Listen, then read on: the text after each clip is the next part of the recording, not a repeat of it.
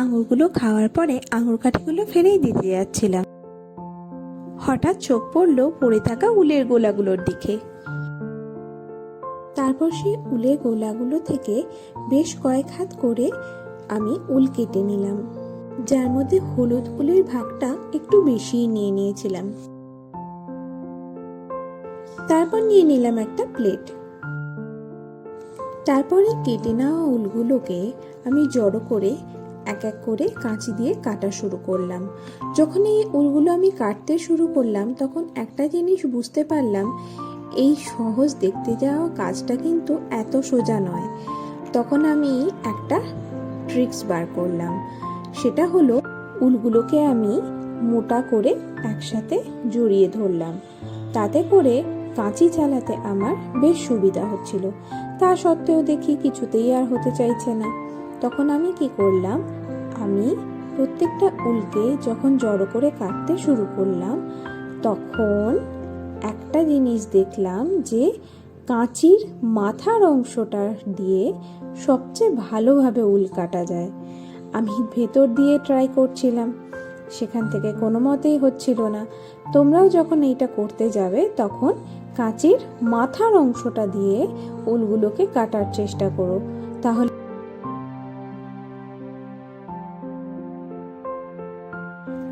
এরপর একটা ছোট বাটিতে আমি ফেভিকলের মধ্যে সামান্য জল দিয়ে তুলি দিয়ে ভালো করে গুলিয়ে নিয়েছিলাম। এই ফেভিকলের গোলাটা নিয়ে আমি প্রত্যেকটা আঙুরের কাঠির ওপরে ভালো করে তুলি দিয়ে প্রলেপ লাগাতে শুরু করলাম।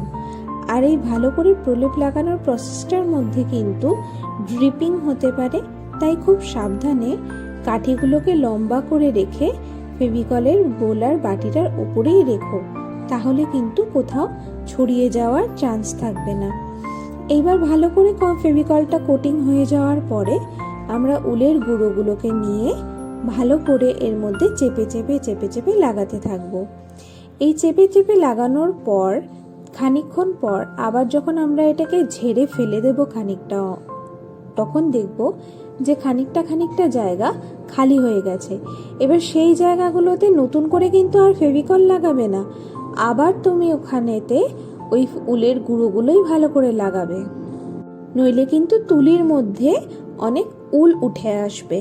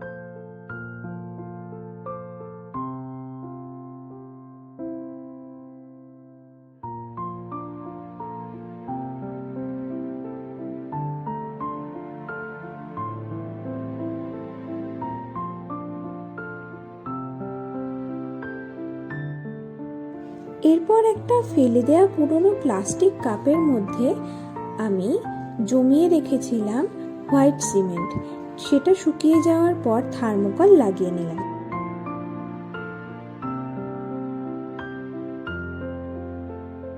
এই থার্মোকলটার মধ্যে টুথপিক দিয়ে আমি 4টে গর্ত করে নিলাম, কেননা আমি 4টে আঙুর কাঠিকে কভার করেছি উল দিয়ে। এরপর আস্তে আস্তে ওই গর্তগুলোর মধ্যে আঙুরের কাঠিগুলোকে ঢুকিয়ে দেবো, যাতে থার্মোকলটা ভেঙে বা বেঁকে না যায়। আর এইভাবে তৈরি হয়ে গেল আমার আঙুর কাঠি দিয়ে তৈরি আর্টিফিশিয়াল প্ল্যান্ট। তোমাদের এই আইডিয়াটা কেমন লাগলো অবশ্যই জানিও। আর আমার চ্যানেলটাকে সাবস্ক্রাইব করতে কিন্তু একদম ভুলো না।